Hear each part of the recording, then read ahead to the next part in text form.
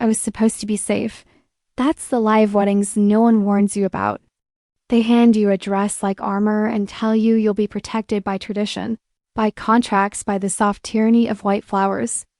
They don't tell you the silk is thin as a whisper, that power hums just beyond the veil, that you can feel danger with your bare shoulders. The day began with a horizon the color of a held, breath sunny enough for optimism, cloudy enough for an omen.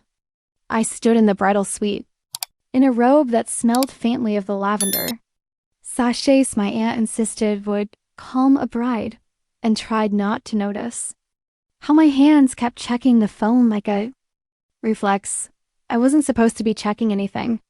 The planner had taken my devices at 9 sharp, a gift to yourself, Maya, and then given them back when I said I would chew through the ribbon if I had to. It's a wedding, I told her, and that means it's a news event. Let me be useful. She laughed, then remembered who my family is and stopped. Breathe, Laya said, behind me, wrestling the zipper of the dress. In through the nose, out through. He's late, I said. Daniel's never late. He wasn't the kind of man who kept people waiting. He frowned if a meeting started 5 minutes behind.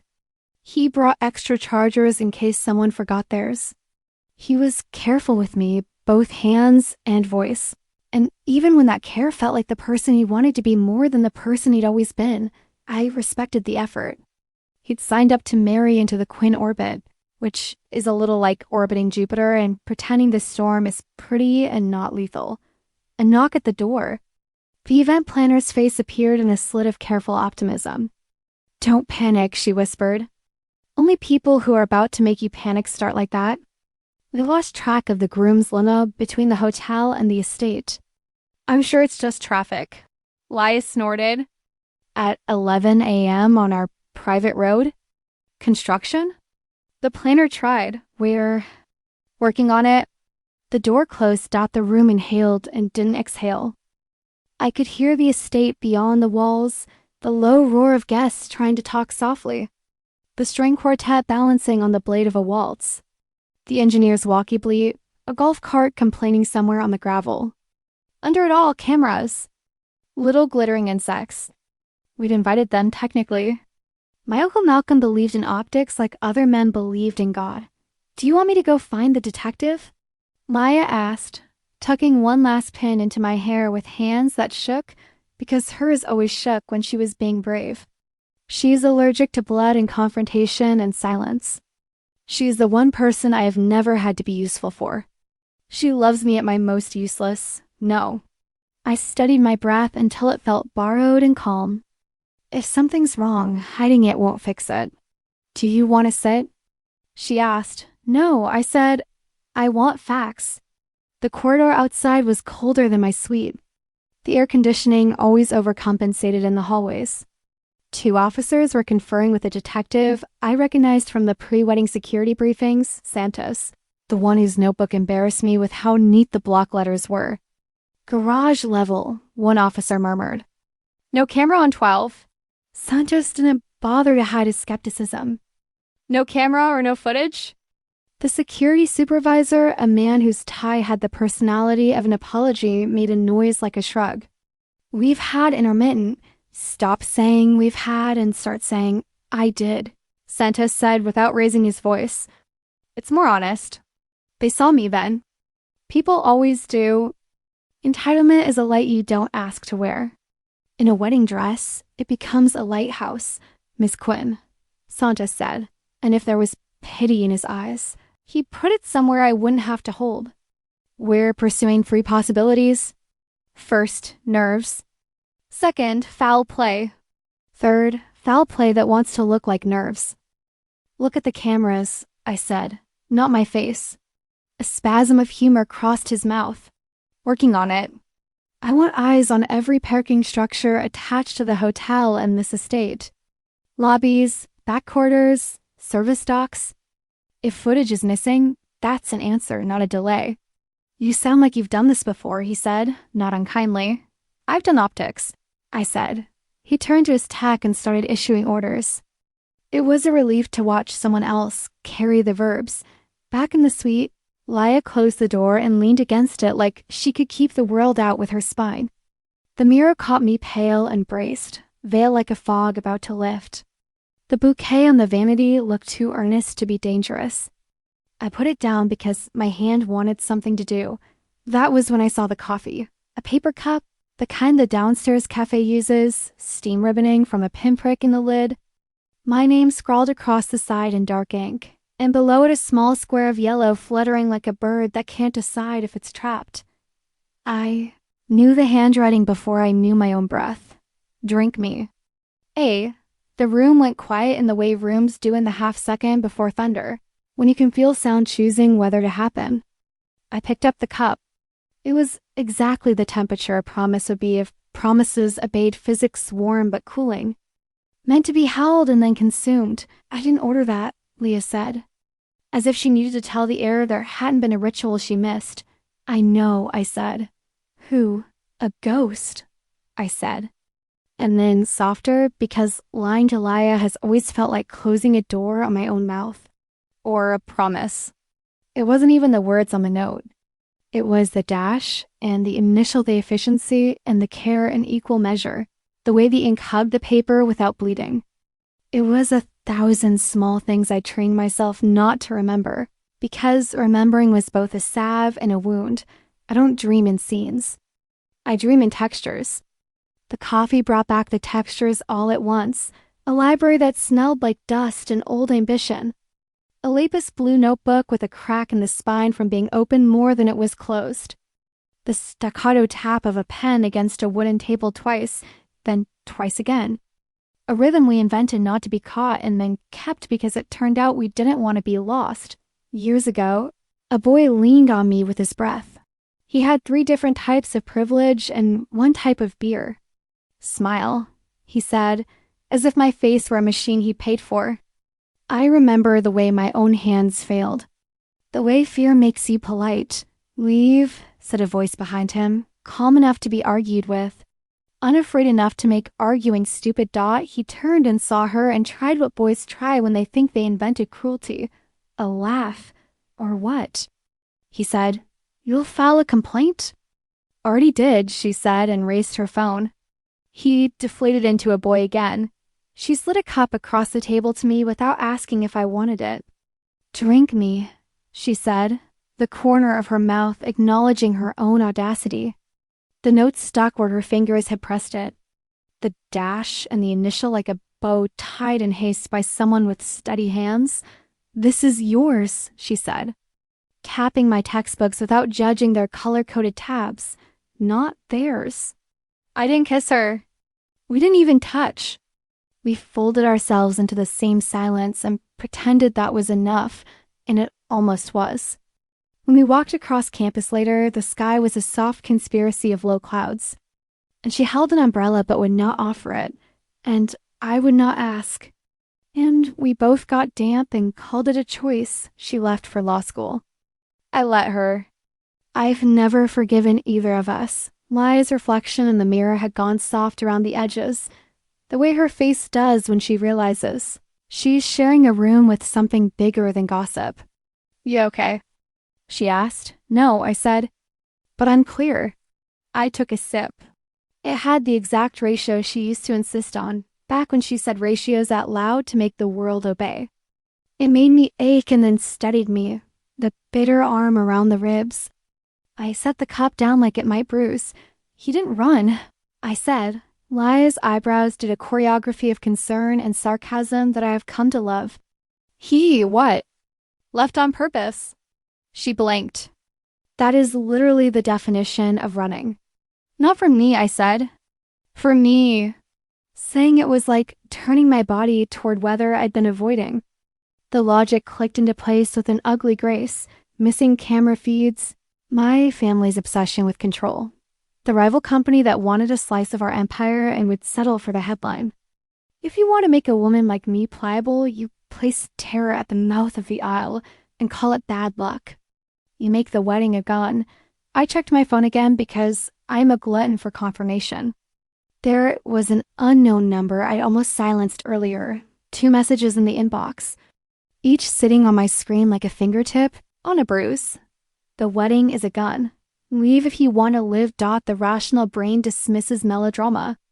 The animal brain translates it. I swallowed hard enough to hurt and felt something old and feral pacing my ribs. I opened the door to the corridor again because the alternative was waiting. And waiting is the cruelest of verbs. The officers had multiplied by 2. Guests were doing that thing where people swivel their eyes without moving their faces.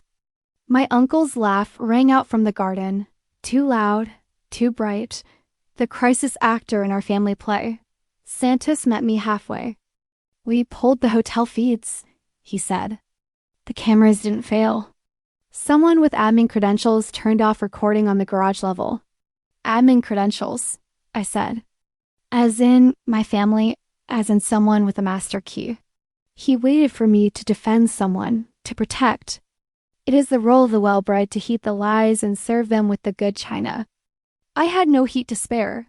Who has access? I asked instead. We're pulling the logs. It would help if I were smaller, I said, looking down at the dress, at the orbit of eyes, or invisible. That wasn't my ask, he said. I was going to say it would help if you told me whether you want me to treat this like a disappearance or a crime. Treat it like the latter, I said, and it wasn't bravado. It was relief.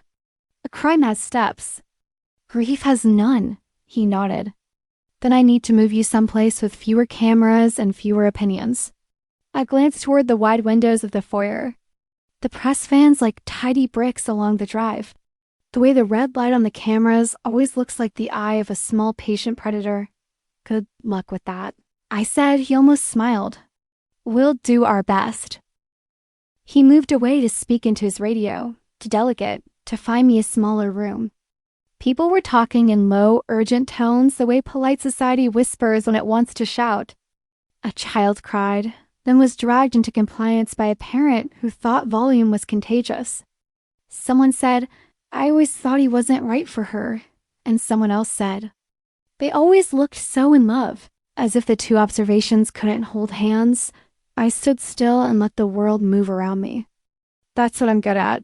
Being a lighthouse no one asked for. The dress helped. Silk is an ergonomic weapon when you can't carry blades. There's a trick to taking up space without taking up blame. It's one of the first lessons in a Quinn household, right after how to smile at the board and how to listen for the thing a man is not saying while he pretends to be honest. My phone buzzed, but this time it wasn't the unknown number. Laya, from 3 feet away, had texted me because sometimes the only way to give someone room is to let your words cross a tiny distance. Do you want to scream or be held? She wrote, neither. I typed. I want to know where he is. On it, she wrote. Also, not to alarm you, but I think Victor Hawley just arrived in a suit that cost more than a used car and the exact smile of a crocodile. Of course he had. Victor was the rival, the suitor my family flirted with when they wanted to scare me, the man who wore virtue like an accessory and watched everyone like we were already acquired. He'd wanted to sponsor today's security, and when I'd said no, his eyes had done that flat little calculation men do. When they're writing contingencies in their heads, the planner materialized again, whispering even though there was no one nearby to be spared. The quartet wants to know if they should keep playing. Let them stop, I said. They're not a damn. But the atmosphere will survive without violins. She flinched, and I regretted it. And men didn't. Women are so good at apologizing for the wrong things. The suite felt safer when I returned to it, and I hated that too. Safety should not depend on walls. The coffee had cooled, but I picked it up and sipped anyway. It was still good, which is the other magic of someone who knows your mouth better than you do. Whatever you're about to decide, Lai said, decide it with your spine. You can borrow mine if yours is tired. I think he left to protect me, I said, which is both noble and infuriating. He left to protect you from what? She asked. What do you want me to say? I said, from my family? From our rivals? From a headline? All of the above? From a cousin with a messiah complex and a grudge, she said. Rowan's been vibrating for weeks. I had been refusing to name Rowan out loud, as if the syllables would summon him. Saying it now felt like letting the room admit we smelled smoke. My phone buzzed again. Unknown number. One line only. Do you want me there? A question like a door. I stared at it, and the entire history of a person unfolded in the space between my eyes and the screen. The roof where she made me laugh and then didn't kiss me. The suitcase handle in her palm the day she left. The pen tap that meant, "Are you okay?" And then, years later, meant, "I am here. Do you want me there?" Consent, like a creed. Yes, I typed. Then, because cowardice is complicated and I wanted to leave myself a sliver of escape if I just invited a fire into the building, I added, "If you're close." The 3 dots appeared and disappeared, returned and returned again. I watched them like weather. Then nothing. No reply. The nervous system of hope is easily overclocked. Laya saw my face and didn't ask. She took my hands instead and warmed them between hers. "I'm not going to say you're okay," she said, "because you're not." "But you are. And that's historically enough." "Historically," I said, and thought of all the times history has been a word we hide behind when we are afraid to pick a future. My uncle's laugh floated up from the garden again. Too bright by half. I heard Victor's voice answer, smooth as glass. "Optics," Malcolm said. "Today's about optics." I wanted to hurl my bouquet at the reflection of his mouth. I set the coffee down and tried to roll my neck, without dislodging an engineered cathedral of hair. The veil looked so beautiful in the mirror, it was almost persuasive. Somewhere below, the quartet stopped pretending and let their bows fall still. The quiet crept in, an honest thing at last. A knock, then 2 quick taps, the rhythm of a person who doesn't fidget unless they mean to. I thought, wildly and against every fact I had, she knocks like that. And then I told myself not to be a child. "Maya?" Detective Santos called through the door. "There's someone here to see you." My hand moved before my mouth did. Laya beat me to the knob. She looked back once, her face asking me one last time if I wanted the past to walk in. I nodded. The door opened. The corridor widened, the house tilted toward a future I hadn't let myself say out loud for years. And for a second, the world was just the soft intake of a breath on the other side of a threshold. I didn't see her yet. I didn't have to. The dress went lighter on my shoulders. The note on the coffee cup whispered against the vanity in the current from the door. Everything inside me, fear, training, love, fury, lined up like soldiers hearing their names. "I'm here," I said. Not sure if I was warning or promising or making a wish come true. The door opened on a breath that tasted like rain and printer ink. Not her. Not yet. Detective Santos stood there with a tech whose backpack looked like a folded city. He asked if I could walk with them, someplace with fewer opinions, and I said yes, because standing still was starting to feel like drowning politely. The security room at the estate is always colder than the rest of the house, as if temperature could make negligence less warm-blooded. Screens shouldered each other along the wall, all grayscale and ghostlight. On 2 of them, the hotel garage stared back as a black square with a cheerful white label. Cam 12, Cam 15. "What you're seeing," Santa said, "isn't failure. It's choice." The text scrolled. Recording disabled at 9:47 on both cameras. Re-enabled at 10:12. Admin credential, not maintenance. He tapped a line of text the way a teacher taps a blackboard when the class prefers to be stupid. "Master key, Quinn family master?" I said. It didn't hurt to ask. It hurt more not to. He didn't answer. He didn't have to. Even denial has a smell. I could hear the house on the other side of the door, the strings giving up, the guests burning through their first reserves of patience. The way voices go a little high when people think they're part of news. I could also hear my own breath and the slight tremble in it, and I hated that I wanted to apologize to the room for making sound. It could be a spoof, the text said. Trying to be kind to the idea that the world is sometimes innocent. It could, Santos said, not committing to kindness. We'll subpoena the hotel's logs. But either way, somebody with access pulled the eyes. Which makes your other message, he flicked his chin toward my phone, less melodramatic than accurate. The wedding is a gun, leave if you want to live. I thumbed the screen like it was skin. If Daniel saw something, I said, and made a decision that kept me breathing and humiliated him on television, he did the math in a way that proves why I nearly married him. You're not sure? Santos asked because he is practical and not sentimental. It is one of the things I liked about him before all this, and one of the things I will continue to like when the day stops shaking. I'm sure about the kind of man he wants to be. I said, sometimes that's enough. He nodded once, and I felt myself be cataloged as usefully honest. The tech angled a monitor my way, 2 activity lines like heartbeats. The timestamps sitting there with their little colons like teeth. I need a list of every person on site today who has, or thinks they have, authority, Santos said, including the ones who call it something prettier. You want a family tree, I said, with root rot circled. He didn't smile. He almost did.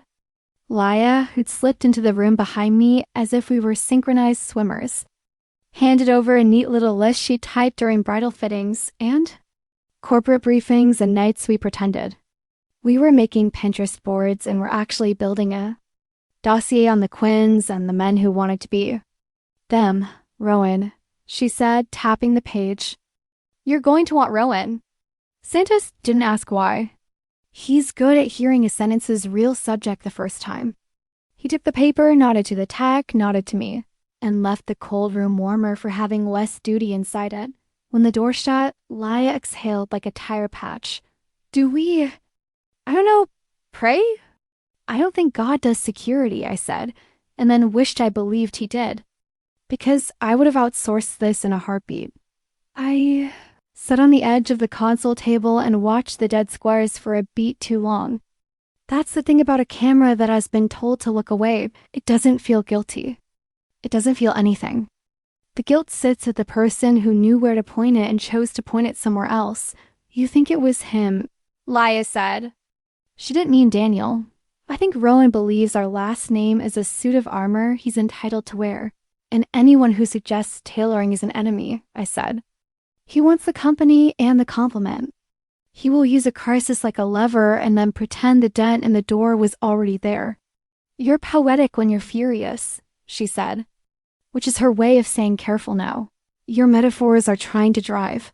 I closed my eyes and tried to see the morning differently. It kept becoming the same. Daniel, precise and kind, letting himself be led between cooperate and please don't make a scene. A hand on his elbow. A mouth at his ear that tells him a story about protecting me.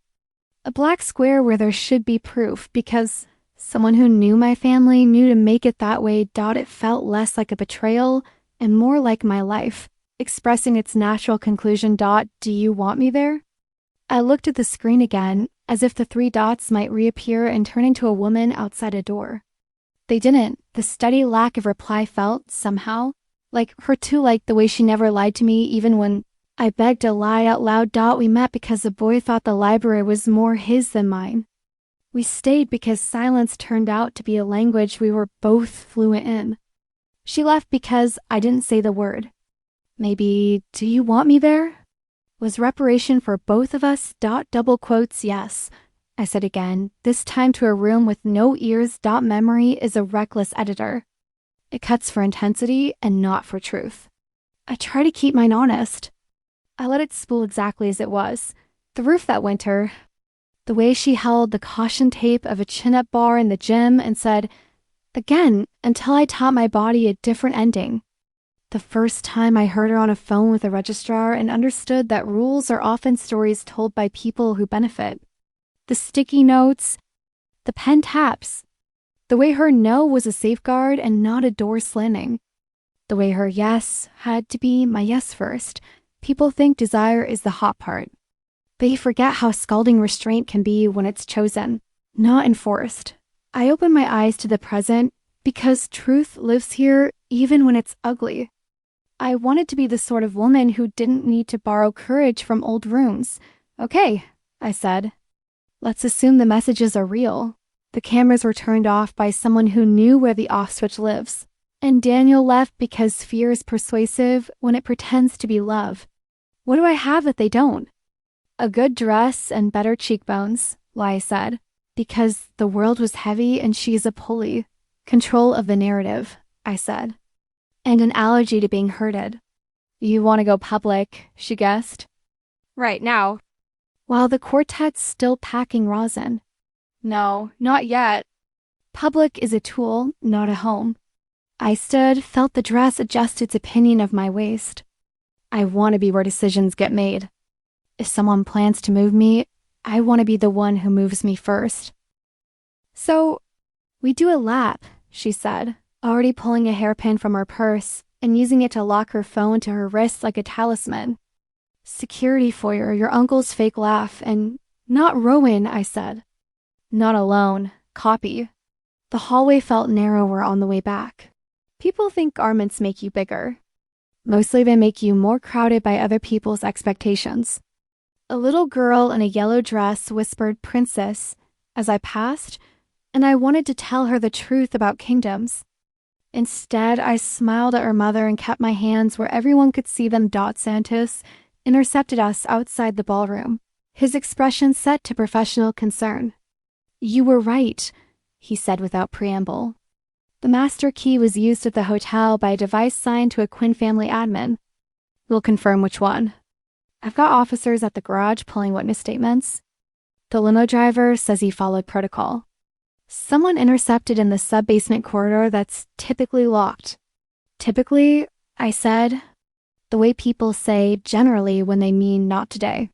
He glanced down the corridor and then leaned closer so he didn't have to get louder. I can float the possibility of postponement to your uncle. It will cause a scene, but a scene that buys time is sometimes cheaper than a scene that spends it. The word postponement is so well behaved, isn't it? As if time is a room you can step back from and return to later, intact. Thank you, I said. If I tell him myself, it becomes defiance. If you tell him, it becomes prudence. He grunted. Sometimes optics can be conscripted to serve the truth. You and my PR manager should get coffee, I said, and then wondered if I had a PR manager anymore or if my life had consumed her job. He tilted his head in that way men do when they want me to know. They see me as a person and not an object. You're doing well, he said, which is what people say to brides and children and trauma survivors when they suspect the praise might be the only chair left in the room. I'm doing. I said Dot when he left. Laya breathed. Your uncle's with Victor in the garden. They're harvesting sound bites. Do we spoil the crop? Let them talk themselves into looking like what they are, I said. We'll be over here being complicated. Complicated looked like ducking into the little anteroom off the foyer. The one with the soft chairs and the ugly painting of a ship that never left harbor. Leia perched on the armrest like a gargoyle. I stood because the dress wasn't designed for sitting unless adoration was involved. I checked my phone again, which at this point was muscle memory and penance. No dots, no reply. Just the, do you want me there? Sitting like a coin on my tongue, I hadn't had the courage to swallow. I typed and deleted a dozen different nothings risk assessments disguised as flirtation. Logistics disguised as indifference. In the end I said yes. That hasn't changed. Then I put the phone face down because hope is greedy and I refuse to feed it every second. We could go to the hotel, Laya said.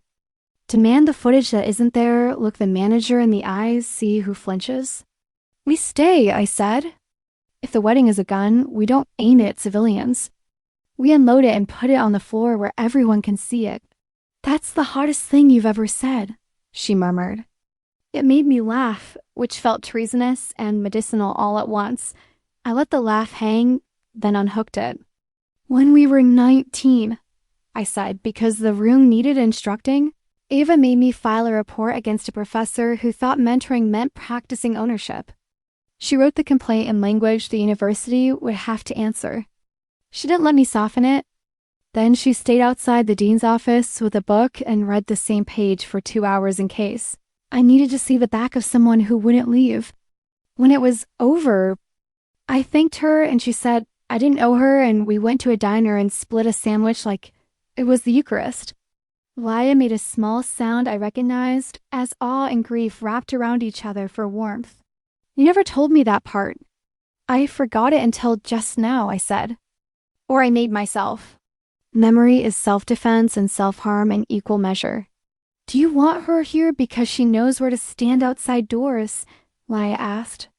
Or because she's the person you wanted on the other side of all of them? Yes, I said, and felt something inside me stop holding its breath. The house shifted. I don't mean that metaphorically. Old estates flex with weather and crowds. The floor timbers talk to each other when too many people try to walk the same corridor. That's how I knew it before the sound reached me, the particular hush of people, noticing a new center of gravity. Santa's voice outside the anteroom, communicating into radios. Malcolm half laughing through his teeth.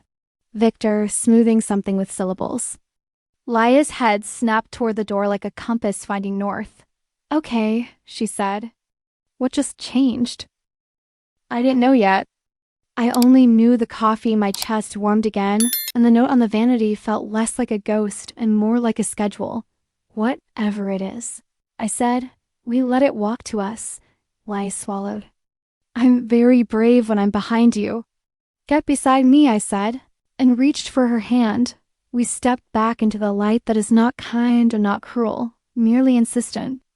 The foyer had gone quiet in the way a room does when the dangerous thing is beautiful. My uncle's mouth was in the shape of diplomacy. Victor's eyes were in the shape of a calculation he didn't want photographed. Guests had parted along an instinct older than seating charts. At the base of the stair, a woman stood with rain-making commas in her hair. No dash Dawn single quotes T hurry. This isn't the chapter where I run down to her and call it salvation. This is the chapter where suspicion is an organ and memory is a lung, where I breathe through both until I can stand the sound of my own heartbeat. I didn't go to her. Not yet. I watched the room, realize it had been pretending to be modern and was, in fact, a church built to witness. Laya squeezed my fingers once. You asked, she whispered. It listened. Maybe, I said. And then, because honesty is a practice and not a mood. Or maybe it was always coming. And my yes just decided whether I would be a person when it arrived. Down the hall. Santos met my eyes and gave the smallest nod. It meant the story is about to tell itself out loud. It meant you were right about some things and wrong about others, and both truths will require stamina. It meant don't faint. It meant you will be asked what you want, and you must say it clean. That, after all, is what suspicion is good for. It doesn't save you. It simply makes you ready to be saved. Before I take one more step toward the staircase and the woman standing at the base of it, I stepped backward in time. Not far, just enough to remember how we learned the shape of danger and the sound of yes. We met because a boy decided the library belonged to his voice. That's the story I tell other people when they want a neat origin, a paper cup, a sticky note. A girl with a steadier voice than the floor, under my chair, but the night it mattered came later. It was homecoming week, the kind of evening when campus believes itself immortal.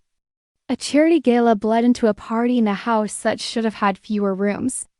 I went because the committee chair told me I was good at smiling, and I wanted to be good at anything that felt like an exit. By midnight, the exits were shadows pretending to be doorways. I was in a pale dress that had a personality louder than mine, holding a glass of something that smelled like fruit being punished. I had already said no twice, the way women say no when they're measuring how much oxygen is left in the room. I was headed for the coat closet because I needed to hear silence with a doorknob between me and the world. He followed because that is what some men think footsteps are for. Lost? He said as if I'd misplaced myself. I'm leaving, I said, and put my hand on the knob the way you put your hand on a prayer when you're not sure anyone is listening. He took the knob instead. Say, he said, and the word came out shaped like later you'll wish you had. He was the kind of dangerous who has practiced being charming, so often that even his cruelty remembers to smile. I didn't freeze. I did the other thing, the one where you calculate how loud you can be without inciting a reputation, and you offer a reasonable face to an unreasonable moment. Let go, I said, and I said it like we were sharing a group project. He leaned in, which is what they always do, as if breath is persuasive. Let go, I said again.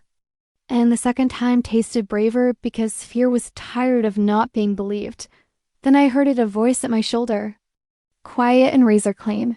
Take your hand off the doorknob, Ava said. Or I will take your hand off the doorknob. No theatrics. No threat beyond the sentence. She stood with her phone already recording, the red dot reflected in the little silver keyhole like a guardian eye. She had texted campus police 5 minutes earlier, she would tell me later, and positioned herself between me and everyone who thought women were a hallway. He looked at her and saw the wrong thing. A girl in a black blazer who could be argued with. Who are you? He said with the confidence of a person who expects someone to hand him a mirror. A witness, she said.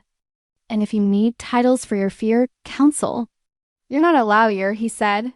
Yet, she said, and smiled in a way that explained graduation better than a ceremony ever had. He let go of the knob. He had the sense to back up, the cowardice to sneer.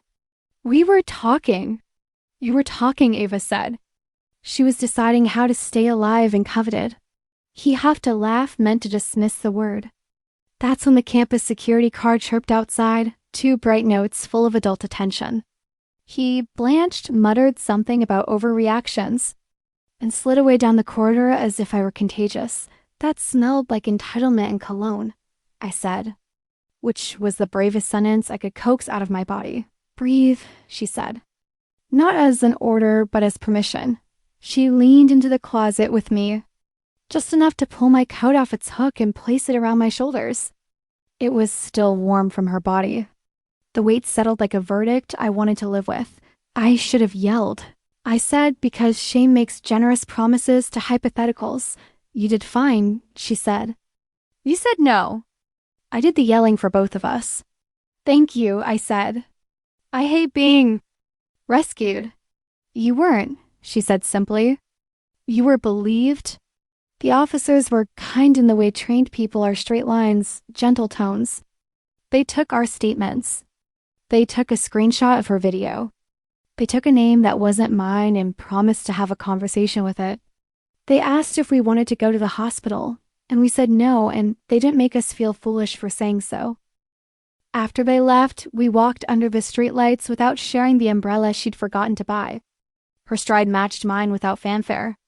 The night was damp in the way nights are when they've been holding their breath. You don't look surprised, she said. I look practiced, I said. She nodded. Like I'd answered a question on a test we hadn't signed up for. You shouldn't have to be. Lots of people shouldn't have to be, I said. But here we are. At my dorm, she didn't walk me to the door. She positioned herself so she could see both the steps and the sidewalk. A small chess game in which I was the queen and the world was a mediocre player. Blanket, she said suddenly, as if the word had announced itself to her. Do you have one that isn't from a catalog? Sure, I said, though it wasn't true. Everything in my room was purchased to be photographed. She disappeared and returned 5 minutes later with a blanket that had a history woven into it soft from use, stubborn about the cold at the edges. She laid it around my shoulders like it was a ritual and not an object. Sleep, she said. I'll watch the door. You can't. I can, she said. And I will. And tomorrow I will teach you the thing I teach girls I love. She always said sentences like that when she was tired and too honest to save herself. She tossed the word love into the air like a scarf, and I wrapped myself in it and pretended. We shared a language. The thing she taught me was counting. Not the kind you learn in school. The kind you do when you need your body to believe you trust it. 1 for the room you're in. 2 for the exits you can see. 3 for the person you would call if your mouth forgot how to make words. 10 for the limit you set because your life is not a meeting, and no one gets to extend it without your consent. We practiced on stairs. Because she believed thresholds were tests disguised as architecture. Up to the library, 1, 2, 3, 10. Down to the transit tunnel. 1, 2, 3, 10. Across the quad while boys practice being men with frisbees. 1, 2, 3, 10. It wasn't magic. It was rehearsed dignity. She taught me other things. 2, in that semester when our lives almost made the same shapes. To document without bleeding screenshots sent to a folder titled Weather, emails carbon copied to a future version of me so that she would have a paper trail even if I mislaid my pride. How to talk to an administrator in a way that made their job sound like a promise they'd made to their own mother. How to say, I'm not asking for a favor. I'm telling you what fairness looks like. We developed rituals like children renting a game and taking it seriously enough to change the weather. Pen taps in the library when you okay? Needed to be asked without being overheard. A coffee appearing at my elbow on mornings when sleep had refused to be my accomplice. The same script on the cup drank me. As if the act of instruction might be enough to feed me. A folded blanket at my back when I fell asleep reading. Because of course I did. Because of course she noticed. We didn't kiss. We did something worse and better. We let our hands hover in each other's air and return them to our own sides like a secret we were trying to protect from a world that would not be kind to us. On the roof one night, we almost broke our rule. The city lay under us like a patient animal. The sky was a dark fabric trying to keep us warm. I had been brave about something in class that day, braver than was strategic, and afterward a professor asked if I wanted to be less combative about my own excellence. Ava heard about it because she heard about everything my voice did in the world. I don't want to be less anything, I said, leaning against the ledge with my hair up so the wind could count me. No, she said. You're not less. You're not leverage. You're not disposable. Say it again, I said. And that was the first time I asked her for a refrain like a prayer. You are not disposable, she said. Like she was swearing me and it would have been a perfect moment to step into. And we were almost not ourselves for a breath. She tipped toward me just enough for my ribs to bloom with panic and want, and then stopped. Her eyes checked my face the way you check a map right before you decide whether to turn left or right. May I? She asked she meant now, and she meant this, and she meant you. And I have thought about my answer every day since. I didn't say yes. I didn't say no. I turned my head and looked at the city instead, because sometimes what you worship is safety, and you don't know it until the altar is in front of you. I felt her breath on my cheek and knew what restraint tastes like when it's chosen. Not enforced. We're 19, I said.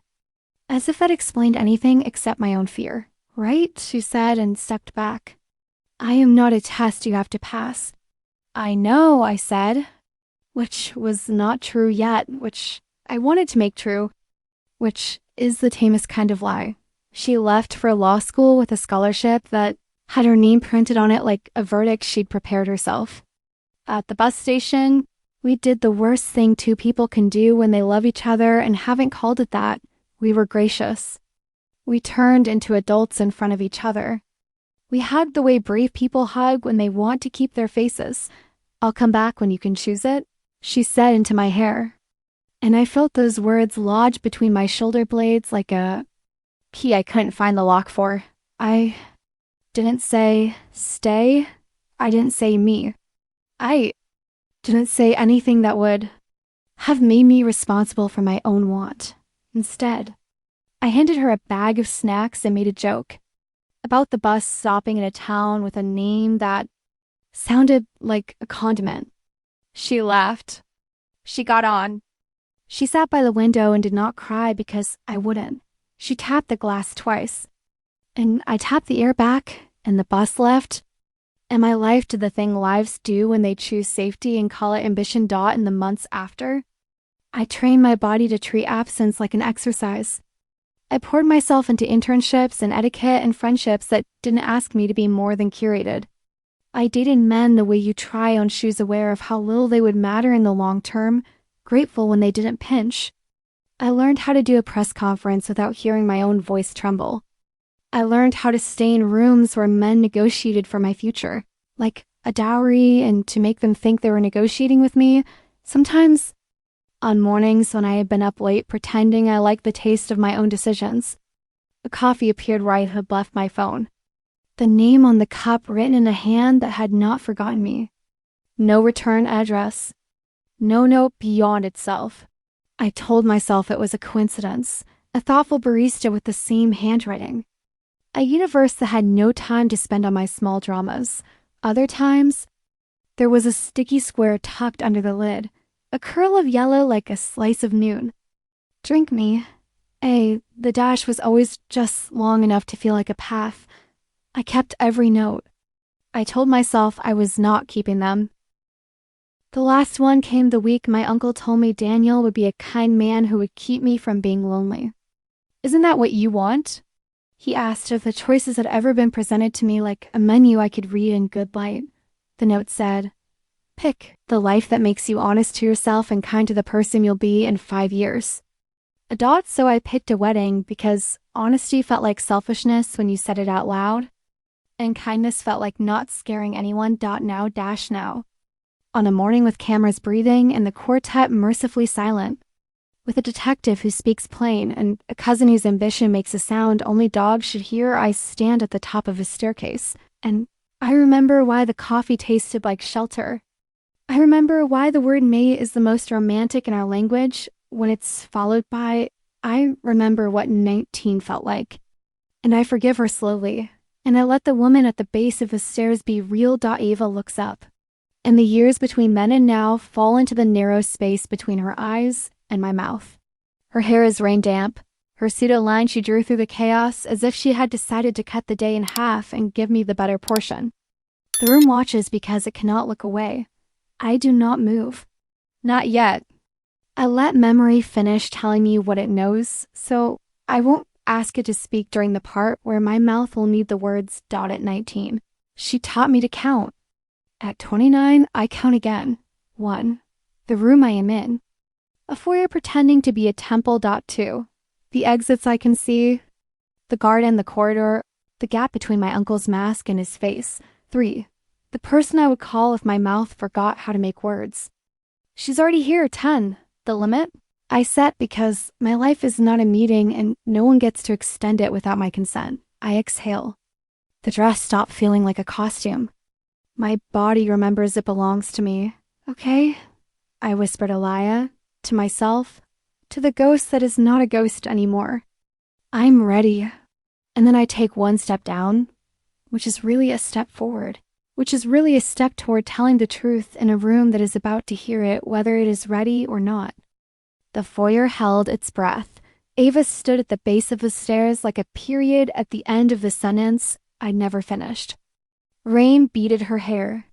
She didn't perform. She arrived. "Hi, Quinn," she said. Everything else went quiet to make room for it. Double quotes. "Miss Hart."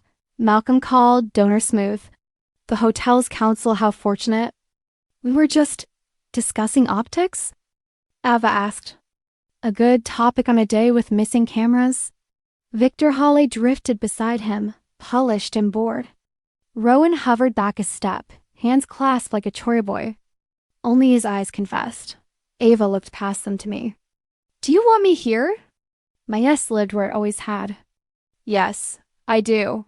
Then I work for you." She angled towards Santos. "Detective, may I share what we have?" "Be my guest," he said. Ava opened her folio. At 9:47, the hotel's garage cameras, 12 and 15, stopped recording via admin credential. At 10:12, the same credential resumed. A Quinn family master key accessed the sub-basement corridor typically locked. "Typically," I said. Victor's smile didn't move. "Weddings are chaos." "Don't overread." Ava set down a parking stub like a card. Holiday protective trucks at the hotel at 7:03. At the estate by 9 o'clock. Curious allocation for a controlled day. "Overflow support," Victor said. Rowan tried for diplomacy. "If you have concerns, a side room. More appropriate than a woman learning in public why her wedding is a weapon." Ava's eyes touched him at last. "No." She placed a still photo. Daniel's limo at the ramp. Beside it, the black square of Cam 12. "Your Groom didn't run, she said to me. He was moved in a dead zone by someone who knew how to make one told that cooperating would keep you from being harmed. Somewhere visible on the steps. In the aisle. In the camera's mouth. Proof, I said. Or just a fluent story? Both. She slid a printed text across. If you bring her into the open, we bring her down the steps. Cooperate, and she gets to live long enough to be grateful. We're confirming the origin. Santos said. Malcolm spread his hands. Absurd, we have security. Our nephew would never, your nephew, Ava said, gentler than he deserved. Did the calculus decent men do when fear masquerades as love? He believed the cameras would prove it. But someone turned them off. This performance is unseemly, Rowan said. Unseemly, I answered, is pointing a gun at a wedding and calling it family. Victor glanced at me, amused. You sound like you have a lawyer. Yes, I said. Me, side room? Ava asked of me. We may, I said and followed. Inside, the quiet was a refuge. Santos and Laia came with us. Ava laid out the spine. Timestamps, access logs, the staff with admin permissions. One name circled, Rowan Quinn. Could be spoofed, Santos said. Fair as ever. It could, Ava agreed. But the pattern is simple. Turn off eyes. Move the groom. Turn eyes on. Solve a crisis. Offer the solution with a familiar logo. What do you need from me? I asked. Truth. Your consent for me to act subpoenas, preservation letters, press if we must. And your commitment not to walk anywhere you can't walk out of. I don't do leashes. Not a leash, she said. Choreography. I count, you move. You count, I move. 1, 2, 3, 10, I said. Her private smile. Exactly. Santos checked his phone. Limo driver corroborates. Left 6 minutes to sign a ticket. Returned to find the groom gone. Maintenance on the corridor. No footage. They built a gap and used it, Ava said. Next, they'll use the panic. Who is they? Laia asked. We all looked at the circled name. It darkened by itself. Rowan will call this hysteria, I said. Then talk assets and continuity. He'll try, Ava said. We won't let him. I signed authorization. Paper crackled into authority. Santos sent the preservation letters. Laia filmed the act of choosing. What about Daniel? Laia asked. He wasn't dragged, Ava said. Fear, not force. He'll try to reach Maya when he thinks she's pliable. He'll track her by her yes. Then they don't get my yes, I said. Ava's shoulders eased a fraction. Good. We stepped back to the door. Ava, I said. She looked up, alert. Yes. Thank you. Not for the evidence, for asking me first. You don't owe me, she said. I know. I'm choosing to say it. The foyer took us in. Malcolm's smile had a tremor. Victor's patience had a crack. Rowan's clasped hands were lying. Miss Hart, Malcolm began. Already hurting. We've decided. No, I said, almost kind. You don't decide this part.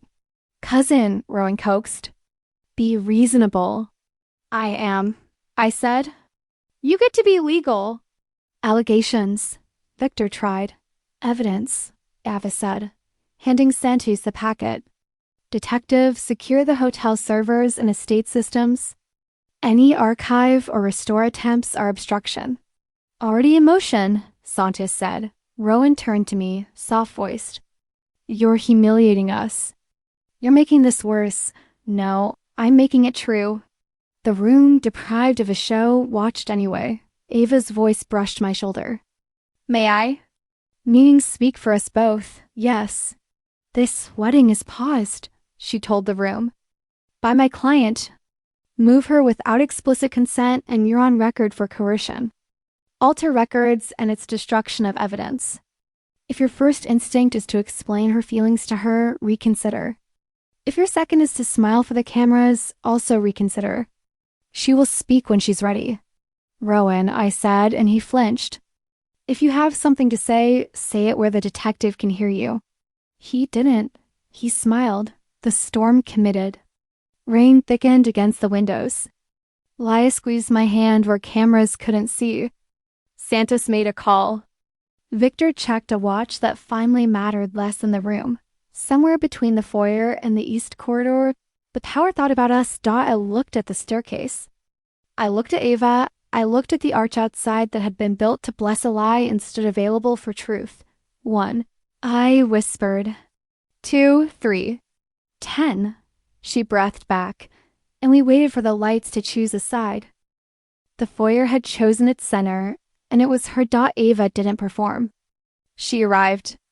Come with me for 1 minute, she said, no command. Just a door she opened. Stay visible. Santos called. We stopped on the first landing. From here I could see everything that thought it owned the day. Malcolm's smile, Victor's calculation, Rowan's hunger, and none of it mattered. I should do the professional thing. Ava began. Apologize for the chaos. Outline options. Or tell me the truth in your voice. I said. The logs went weird. I was already driving, she said. Footage preserved. Santos on paper, and Rowan is drafting a rescue story that ends with you obedient. Accurate, I said. She lifted a hand. May I fix this? A rebellious hairpin. Yes. Her touch was careful. Permission first.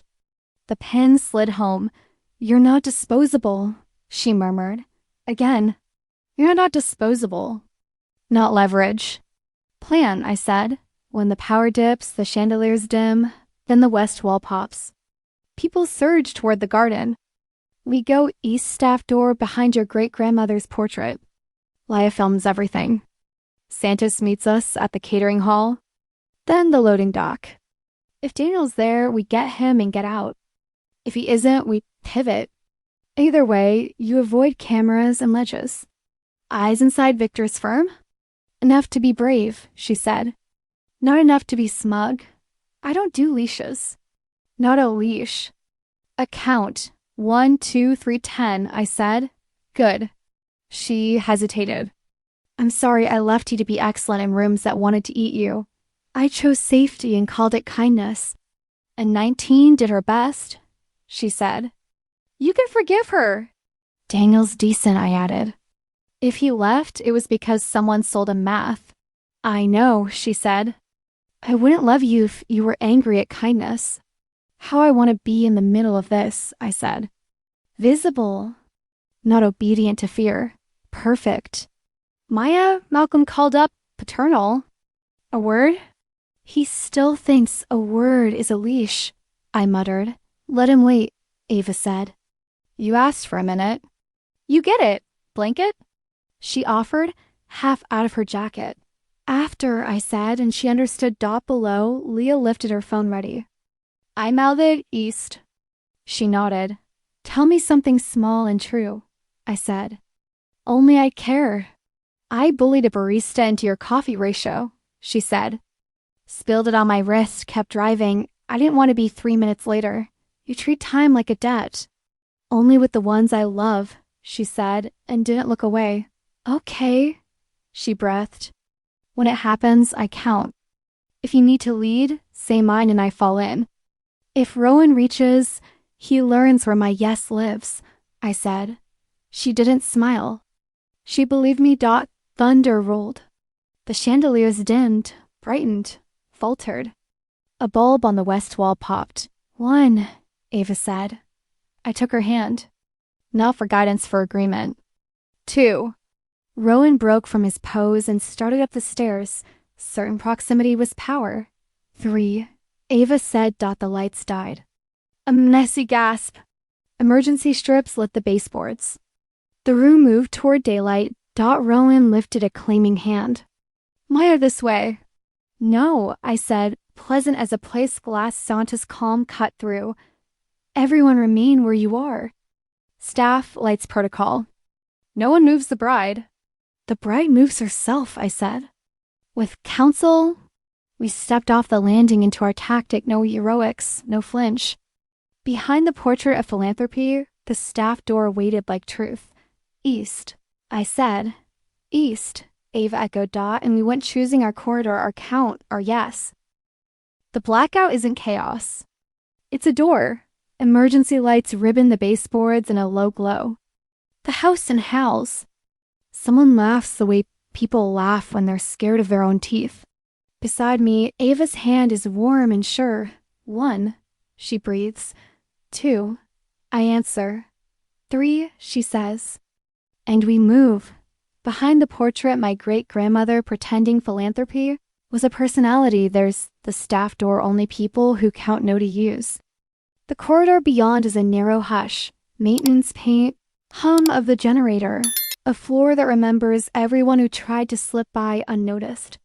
Laya is with us, a shadow with a spine, phone up and recording like a sacrament, footsteps ahead, 2 sets. The air changes. Sweat and cologne have a different grammar than fear.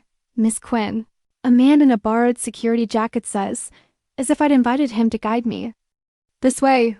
If I need directions, I say, pleasantly, I'll ask my lawyer. He reaches not for me, for the space around me, the way men do when they want you to mistake proximity for safety.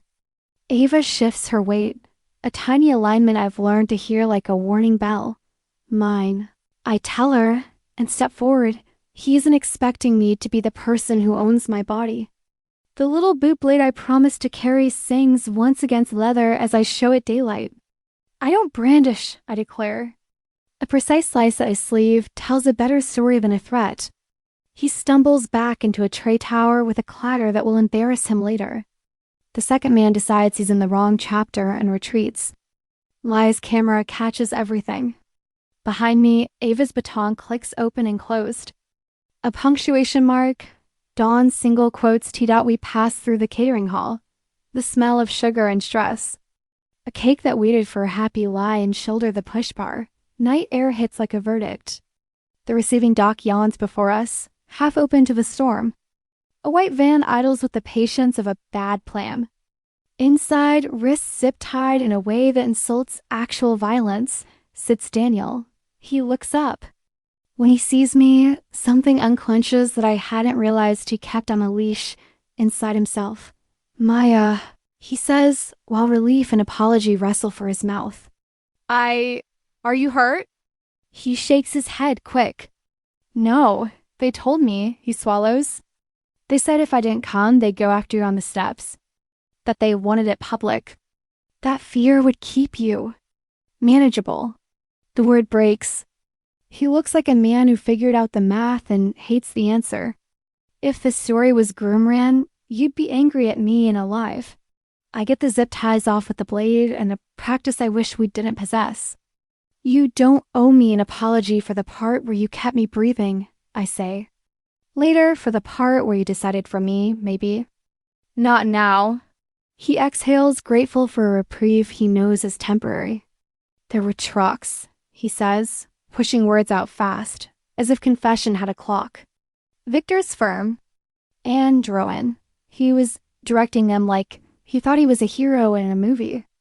I tried to text you, but they took my phone. I'm sorry. He did text, Ava says low. They let it through when it served their theater. We have it. A new footfall. A click, the rude syllable of a gun with perfect manners. Rowan steps from the shadow at the bay door, barrel low and smug aside. Victor hangs back, immaculate and damp, as if weather is for other people. Family only, Rowan says. Family ends where the gun begins, I say. Victor's smile is the kind luxury department sell. You'll thank us later, he purrs. We saved the Quinn name from a weak link. The Quinn name can save itself, I say, if it stops confusing cruelty with governance. Ava shifts just enough to place herself between the muzzle and me. 9, she says, almost to herself. Sirens answer her like a choir. Santos has a megaphone voice. It carries a promise other men only threaten. Police. Hands where we can see them. Rowan tightens his grip on the gun. He wears righteousness like a cologne too strong for the room. You were supposed to marry the company, he tells me, soft, intimate, horrifying. Not a man. Certainly not this. He flicks the barrel toward Daniel with contempt that has always been about me. 10. Ava says and moves. I don't watch her hands. I know them. A twist of the wrist, a heel to a knee enough to redirect, not romanticize harm. The gun barks into a crate, splinter, and echo, while Daniel kicks it toward nowhere with the kind of precise fury that comes from finally being allowed to be useful. Laia gasps and does not stop filming. Victor takes a civilized step backward and smacks into an officer who has no time for his suit. Santos is everywhere. His people are good. Rowan's hands find cuffs instead of applause. Are you hurt? Ava asks then, and all her edges go about their true business. Me. No. The truth tastes like lightning. Rowan tries for dignity. Even cuffed, he has practiced it too long to forget. You are humiliating us, he tells me, which is how men say I'm not in charge, and it's leaking. No, I say. I'm making it true. Santos takes statements as rain tries to erase the dock. Ava hands over the paper she prepared before she drove here, the preservation letters, the timeline, the names, and he nods like a man who discovered luck is made by other people's diligence. Laia keeps filming. I keep breathing. Daniel's shoulders drop, then square. There's a decent person in there rearranging himself around new facts. Go inside, Santos tells me, gentler. Warm up. When you're ready, we'll do the rest. We choose the small chapel because it is the opposite of optics. Candles complain at their wicks. Stained glass goes bruise-colored under a sky that has decided to cry in public. The door shuts, and the world stops pretending it's invited. He left to protect you, Ava says. It isn't a question. He did, I say. It isn't a defense. He shouldn't have had to. We sit in the front pew because I'm tired of watching rooms from the edges. Silence has mass. It presses gently until you remember how to hold it. The word I haven't allowed near my mouth for a decade arrives and waits, like a guest who knows when to knock. I'm in love with you, Ava says. It sounds like a vow and like a plain line on a form. Since the library. I left because you couldn't choose me then. I came back because you can choose now. Even if it isn't me, it should be you. I laugh, which is how my body metabolizes mercy. I've loved you since the roof, I say. I learned to be useful because I was too scared to be honest. I'm not scared now. May I kiss you? She asks because the old rituals were always rehearsals for this. Yes, I say. And it feels like untying a knot I kept retightening out of habit. We kiss in a way that feels like remembering slow. Attentive, landing's more important than takeoffs. Consent hums in the space between our mouths. The storm approves against the windows. When we part, our foreheads rest together like the most ordinary miracle in the world. Come upstairs with me, I whisper. To sit? She asked. To be warm? To decide? To whatever we both want, I say, and there is no threat in it. Only the delicious knowledge that both is the only word that matters. We hold each other on the bridal-sweet couch. The veil folded into a white flag and retired from service. The scene is all soft edges, hairpins, and a little bowl, my dress unzipped with reverence. Her jacket around my shoulders like the blanket it was always meant to be. We don't rush. We narrate as we go. Here? Yes. Slower? Like that, the intimacy isn't an apology. It's a translation. Afterwards, she tucks a note into my palm with a smile I can feel in my wrist. Ours only if you want it? I do. I say so that dawn arrives like a woman who's decided to stop pretending she hasn't been watching all night. The estate smells like wet grass and endings. Reporters line the rope, hungry but not the hungriest thing we've survived. Victor is already learning how to be a story instead of its editor. Rowan isn't here to practice his smile. Malcolm is discovering that optics can't knit bones. Santos asks if I want to speak. I do. I stand at the microphones and let the day look directly at me for the first time. Yesterday, I say, and the timeline is forgiven. It has been a long day. I thought a wedding would make me safe. Today, I know safety isn't a contract. It's a covenant. My groom is safe. The people who endangered him are in custody. I won't be used as leverage by family or rivals. Not ever again. Is the wedding still on? A reporter calls, genuinely curious, genuinely ready to misunderstand. The wedding that mattered never started, I say. It's the one where both people walk in by choice. Sometimes the hero is the one who arrives last. I turn away before they can clap or argue. Ava is waiting at the top of the steps, a threshold I now understand. We walked the rain-glittered arch that was supposed to bless a lie and ask it, to try telling the truth for once. May I stand with you here? She asks, please.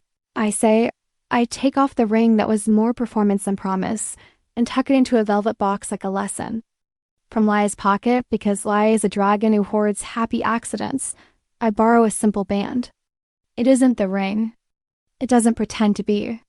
It is a placeholder for a life. This is for the contract I didn't choose, I say, sliding it onto my right hand. We'll choose the real ones together. Together, Ava echoes. We don't do vows. We do something I believe in more. Logistics. We talk about calling my aunt to tell her I'm not a daughter who can be traded. We talk about Santa's consulting for the hotel's new security arm that answers to me and not to anyone who uses family as a threat. We talk about coffee ratios and a spare key, and the way we like our mornings to sound. Then we kiss under a sky that has run out of excuses. Laia whoops from the portico. Someone claps. The birds decide it's as good a time as any to resume being birds. Later weeks later, if you need a scene to carry in your pocket, we'll be at City Hall, signing a partnership for work and another for love, arguing kindly about ring sizes. Should I slide a paper cup across a table with a sticky note that says, drink me? And I'll say, always, and mean it the way you mean a word you waited years to earn. For now, we stand under an arch that doesn't know whether to be a monument or a door. We decide for it. 1, I say.